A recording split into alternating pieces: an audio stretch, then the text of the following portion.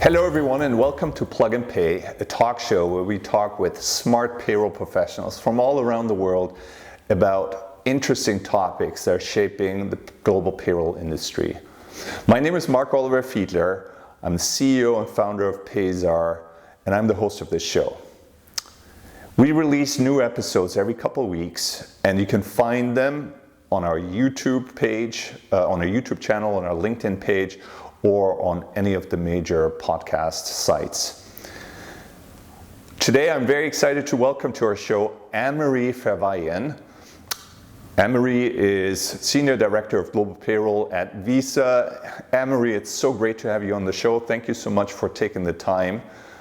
I thought maybe to get us started, you just tell us a bit about your background and the kind of work that you do. So I'm Annemarie. I'm married, no kids, 4 dogs, 2 cats. I usually would say married, 4 dogs, 2 cats, no kids, and like it's the wrong order. So I've been in payroll my whole life. I really knew early that I wanted an office job. I didn't know what it was. And like everybody else, payroll crosses your path and then you're hooked or you're not. And I was hooked. I did do a 2-year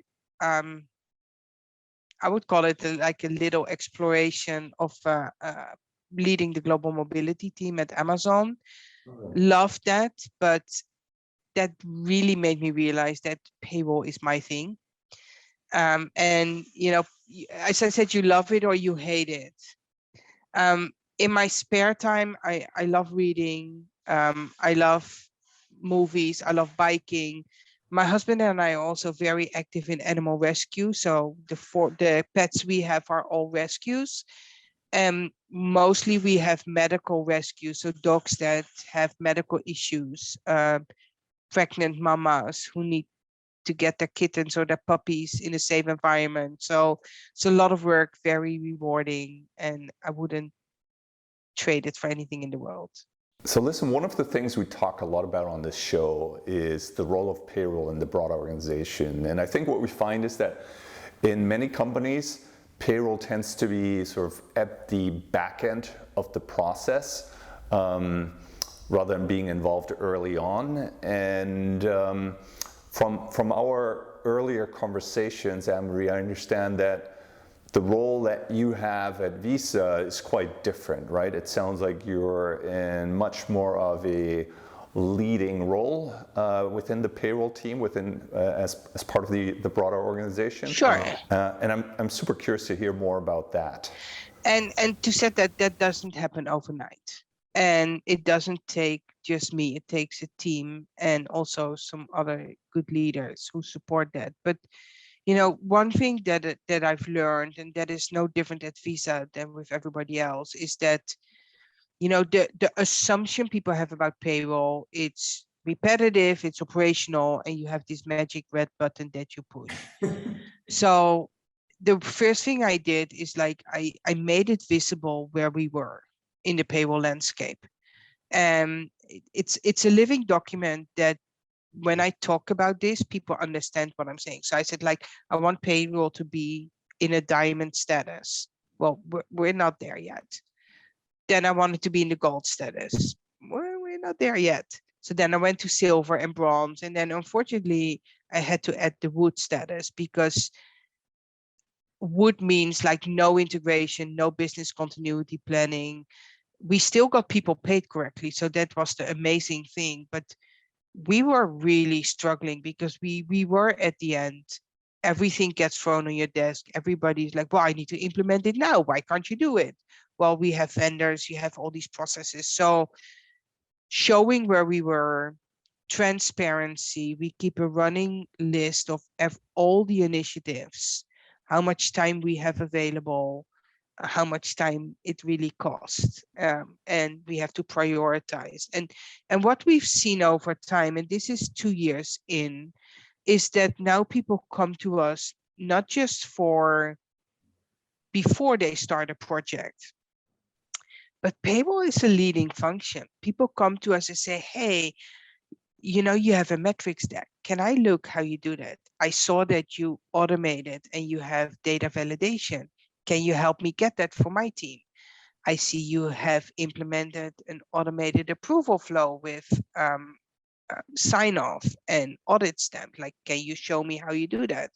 And that is how we transform payroll, I would say, at Visa.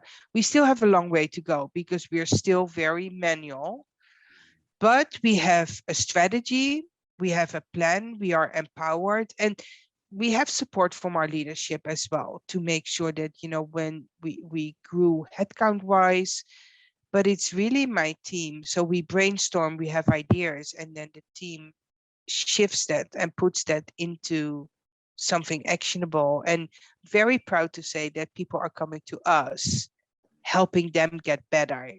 That is the first in my career, and it feels very good. That's pretty exceptional, I have to say. I think, as you said, in most organizations, it's more like something gets thrown over the fence and payroll needs to catch it and then just figure out how to handle it and get it done.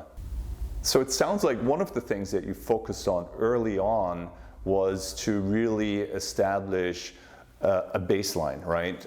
It sounds like you created this inventory of what do processes look like, collecting data and starting to build up some really fact-based metrics and dashboards.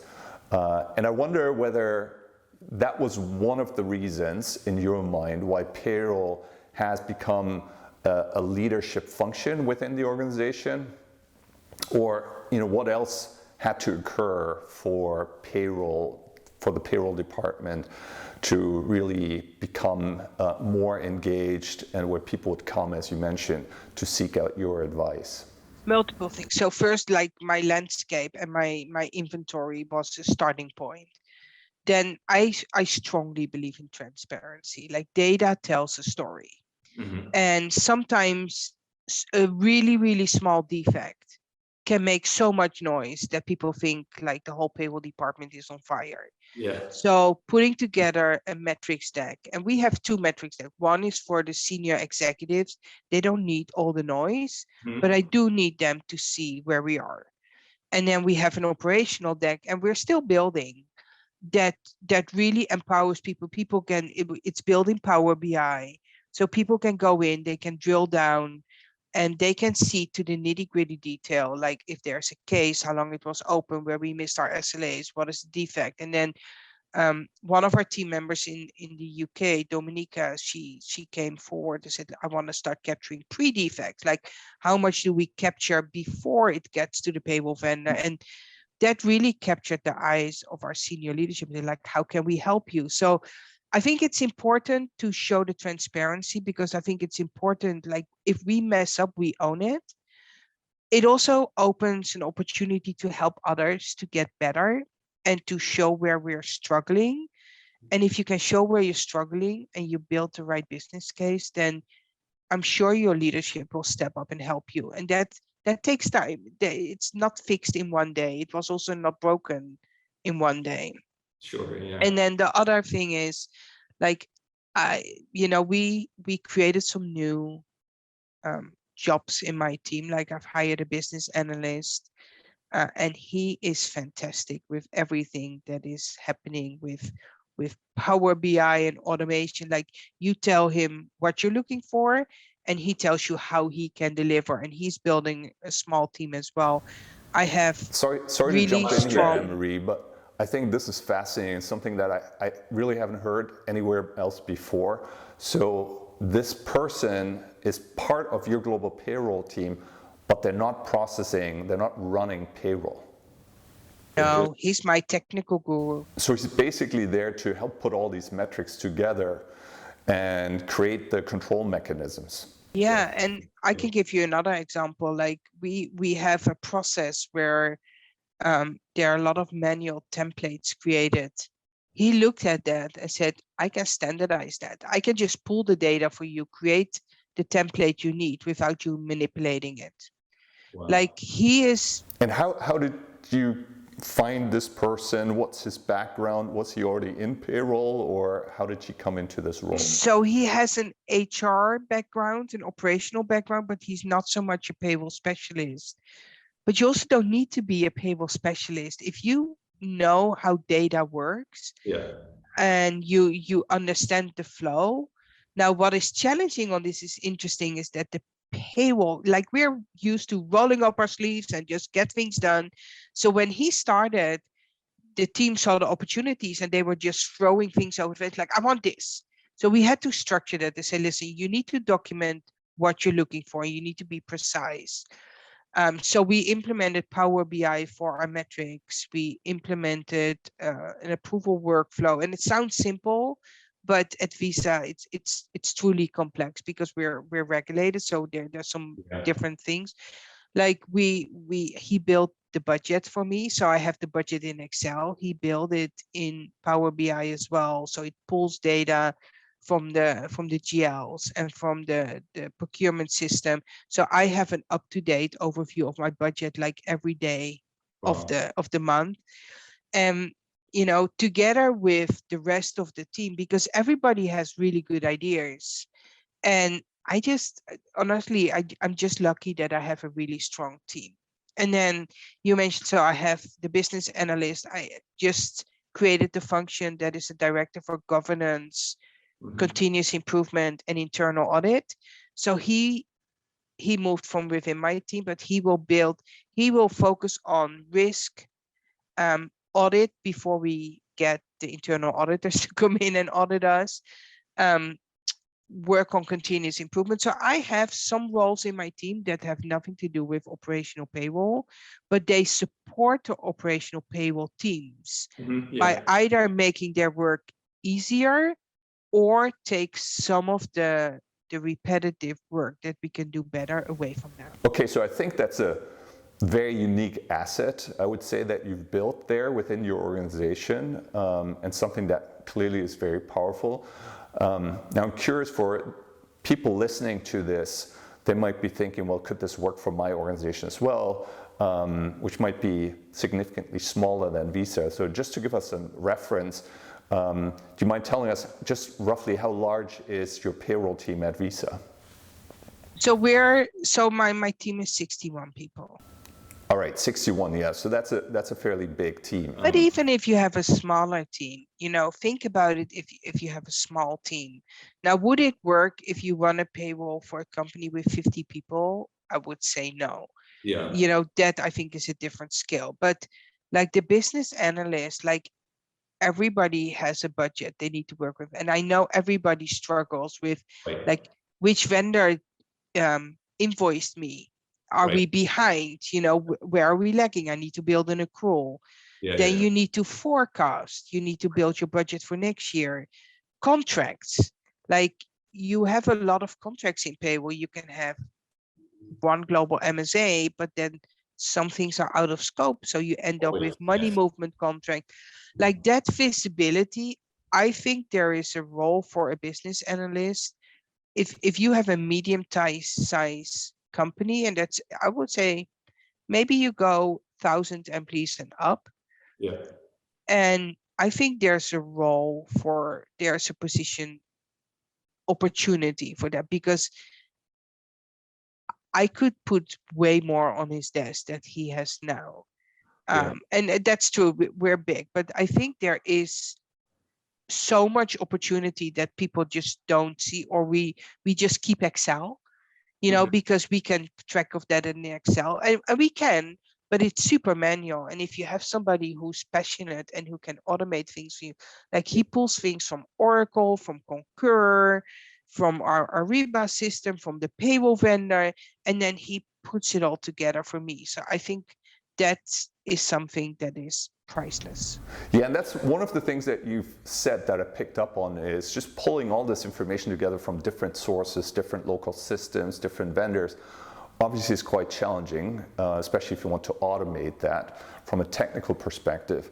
But it strikes me that even just sitting down and defining what do we want to track, how do we define different metrics, making sure that you have alignment and you have apples to apples comparisons across the organization, surely wasn't easy. So I'm curious how you went about with your team to define this whole metrics framework, and whether there were any specific steps that you went through in order to start building that and up. so I'm a firm believer in we test and learn, and we walk before we run. So when we launched a metrics deck, we didn't launch a metrics deck with 16 pages. We started with something that we had that was kind of solid, like our defects. It's, even though it's manual and you can argue it's not perfect, it's as perfect as it can be at the moment. And that's where we started. And then we build it out. So now we're tracking our defects, our pre-defects, our metrics, our Ask HR cases, our delivery time, the number of pay cycles, the number of off cycles, the growth, our compliance, and I can go on. So, but we launched this in November 2020, and we're in May 2022, and we're still building, because I think we should, as I said, I'm a firm believer in transparency, but it should be a realistic reflection of where you are, not a pink bubble. So that's why I'm like, we start slow and we build it out, and when we know for sure that we have a solid ground, a solid baseline, that's when we add it to the metrics stack. Yeah. And we build it out over time. Now, this sounds like such a fantastic case study. Now, I know, Annemarie, you've obviously worked at a number of different organizations before.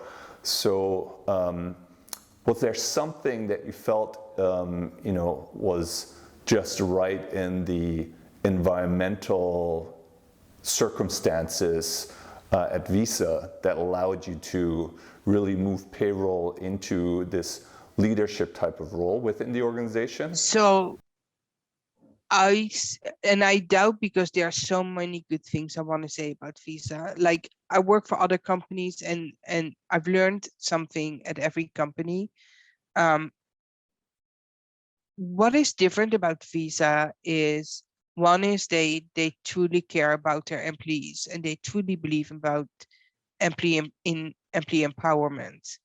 And I think, my boss and his boss, they trust me. If I come to them, they listen. That doesn't mean I always get my way. When I want something, they also say no, but I do feel valued. And that gave me the trust that I can go to them and say, listen, this is my landscape. This is what I'm looking for. And you mentioned earlier, like the IT side of things. That is always a problem, because IT, just like payroll, I think everybody fights for the same resources.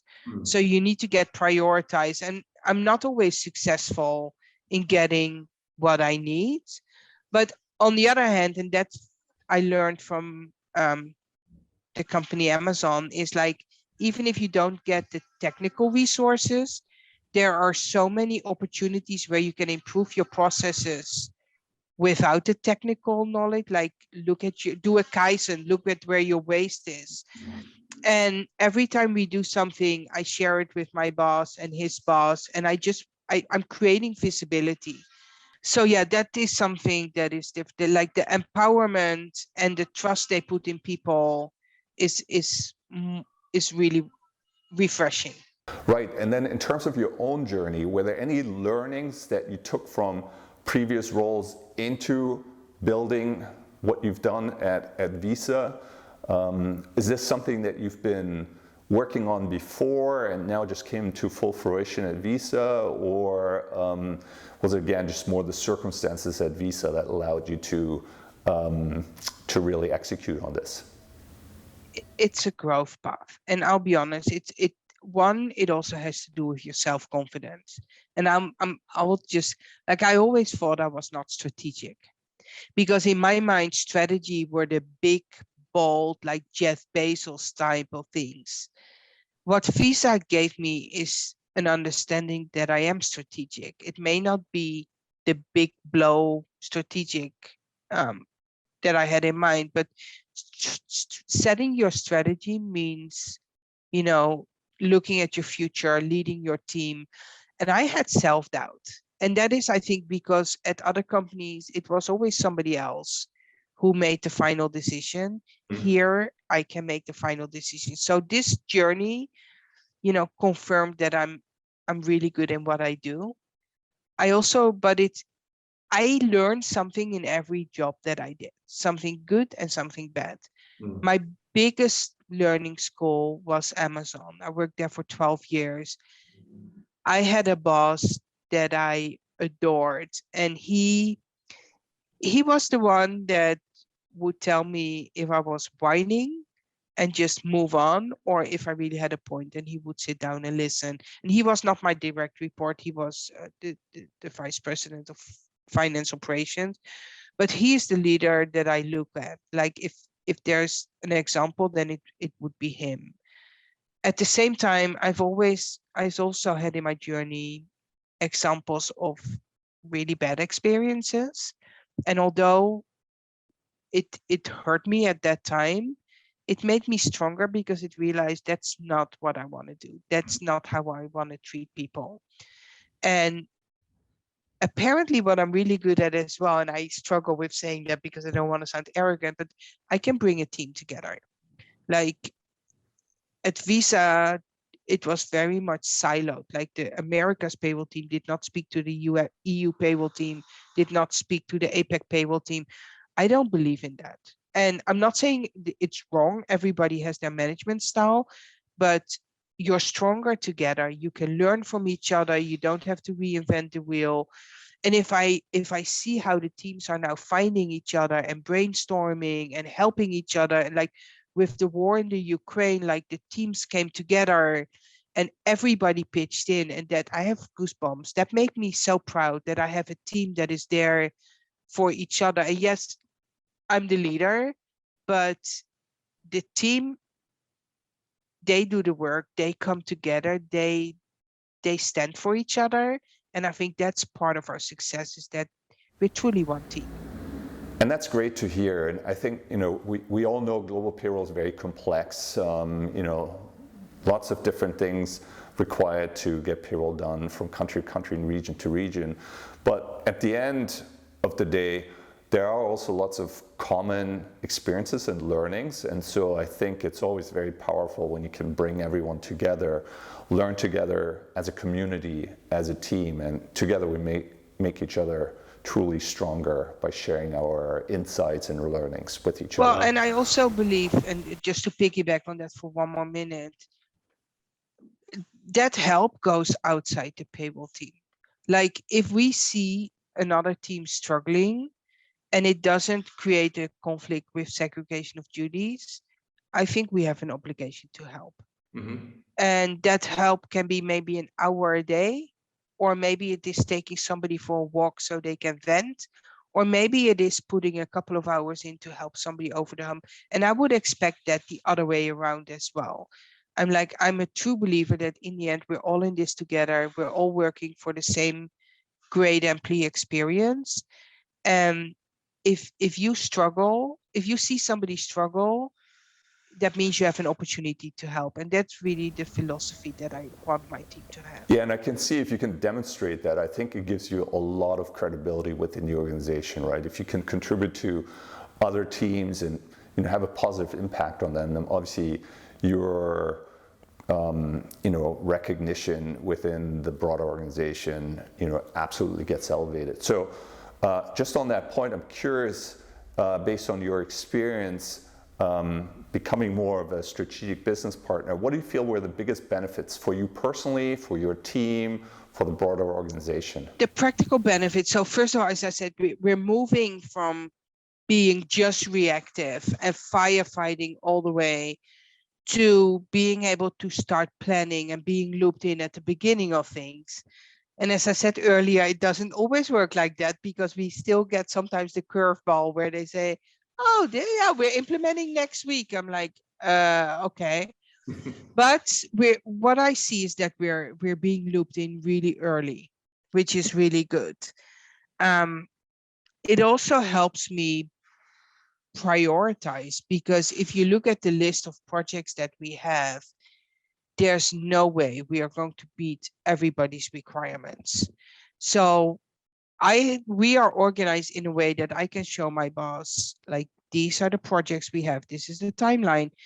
These are the hours that I think the payroll PM group needs to manage this and I'm down 6 PMs. So you either help me prioritize, because sometimes when you say no, they go behind your back and they try to get it done anyway. Like either you help me prioritize, or if you think that it needs to be done, then you need to give me additional resources. It's not always an easy discussion. Sometimes we just have to get things done, but we're truly trying to become a department with a proper planning, proper sizing, and property. Like I want my team to have a work-life balance, and I think we're pretty good, but we could be much better. Yeah. Well, whatever happens, right? Payroll just has to pitch in and get things done. And that's the thing, at the end of the month, you get your paycheck. And nobody thanks payroll for a perfect paycheck. But if 1 cent is wrong, oh my God.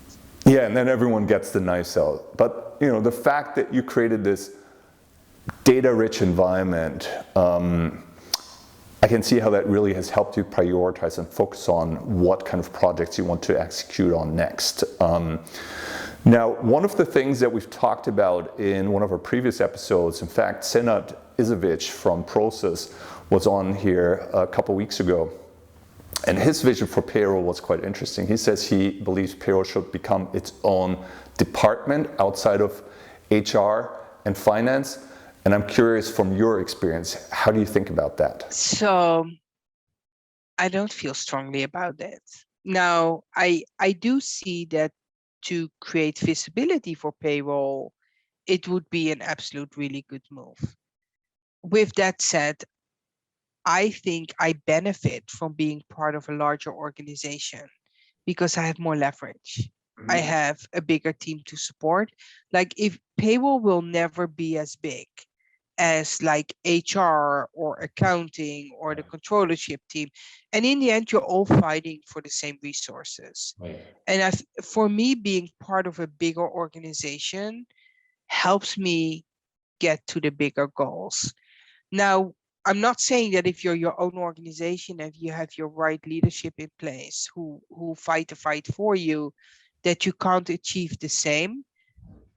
I just feel I don't think payroll needs that visibility. That's my personal opinion. I think I like being part of the larger organization because it just gives me more leverage.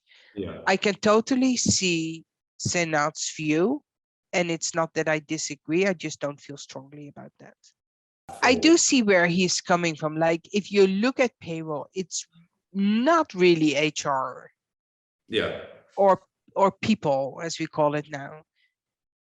It's also not really finance. So it's like, and that's why it's being flipped over a lot of time. Like it's on the finance or on the pay, under the people team. For that reason, I think you could argue it maybe should be on its own.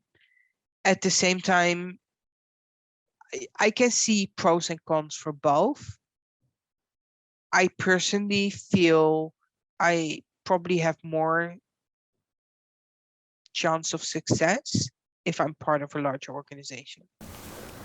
Okay, so clearly you've managed to achieve that, get to that famous seat at the table that we all like to talk about in the payroll world.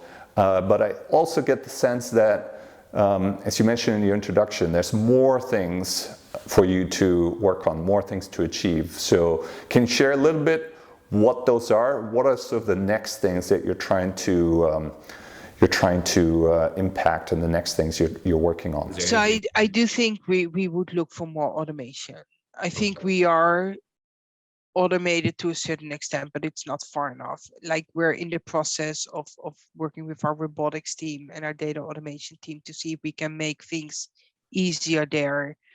I do think that we have an opportunity to bring more value to the company. I think there are opportunities to reduce costs. There are opportunities to maybe bring some business to the company. Well, payroll typically, is being thought of as a cost center. So something that just needs to get done as efficiently and accurately as possible. But I always like to challenge us how we can become more strategic, more value contributing. And are there any specific value creating areas that you see payroll contributing to? Yeah, I think well, first of all, your cost reduction and your negotiation skills, and that is where if you're bigger, you have more leverage than if you're a small company. So I totally get that. But then I think also there are a lot of regulations that allow for subsidies or cost reductions that people just don't know. And we're not perfect in that either. So that is something I think we have an opportunity to further explore. And then Visa as a company, we're a payments company.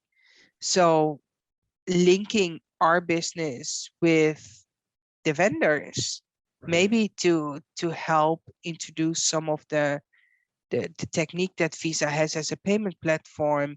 That is where I think my team is at the front end, they have the connections. I think that is a great opportunity to add value to the business. So Annemarie, to finish up, we're going to do what we call the lightning round. I'll ask you a bunch of questions, and you just fire off as quickly as you can your immediate thoughts and answers. Ready? Okay. I hope I'm going to be good at this. Okay, go ahead. All right. First question: what did you want to be when you grew up? I want to be a star sport player in handball. Handball. Wow. So you've played handball, I take it. And I was good at it. Yeah. That's a pretty unusual sport, right? It's not in the Netherlands. It's big. It's not big like soccer or football, but we have good teams in the Netherlands. Okay, cool. And then ultimately you ended up in payroll, as you already mentioned in your introduction. But I'm curious, did you consider yourself more falling into payroll, or did you proactively seek out to be in payroll? No, I fell into payroll. It was always part of my job. My first job was a bookkeeping company for butchers, and the butchers came in with their box with receipts with the meat and blood still on it. And at that time, you had to write out your pay stubs. But I always knew that would be me. Okay, I like that picture of raw payroll data. It's funny. And finally, what gives you most satisfaction in your job? Celebrating the successes of my team. Yeah, I think as you've pointed out, it's easy to beat yourself up in payroll or get beaten up over the little misses, right, that happen. But I think, as you said, it's very important that we recognize just how many good things happen every day, right? How great achievement the team is able to bring together on a day-to-day basis, just to make sure that people get paid. And I think it's very important to highlight that. And it's interesting because I've asked my team to keep a success list, and it shouldn't be an extra day job to do that. But we celebrate our successes, but then we forget. Sometimes we implement something really quickly that is really a big change, and we forget it. And I just want to make sure that we show what we've I've lost word. What we accomplished, that was the word I was looking for, over a year. When you look back over that list and you see all the things you've done, the only word you can say is wow. And you got people paid on time on top of all of that, and correctly. Wow. They roll up their sleeves, get it done, and move to the next. It's not in our DNA almost to stand back and celebrate, and it's so important to do that. I agree, and I think most of the payroll professionals that I've met, are incredibly hardworking, extremely loyal to the organization, to the employees, and do just about anything in order to make sure that things get done. And I think they are incredibly humble about the role that they play within the organization, which we all know is absolutely mission critical in order to run the business. Okay, so to wrap things up, Annemarie, any shout outs, anything you want to leave people with before we go? No, so really what I want to say is I'm super proud of all the payroll people I know that have crossed my path in the past that I'm working with now. Like, I've learned something from everybody, and I hope everybody learned something from me. And I truly believe that as one, we're better than alone. Yeah, well said. So from my side, I can honestly say, once again, I learned a ton by talking to you on today's episode. So thank you so much, Annemarie, for sharing your insights. Thank you for your time. And that's it for today's episode of Plug and Pay. Thank you so much for watching or listening to today's episode. If you like the content we're producing here, you'd like to learn more and listen to other episodes, please make sure you click the like button, subscribe to our channel on YouTube, on LinkedIn, or on your favorite podcast site. So thank you so much for your time. Thank you for listening, and we'll talk to you again soon. Until then, take care.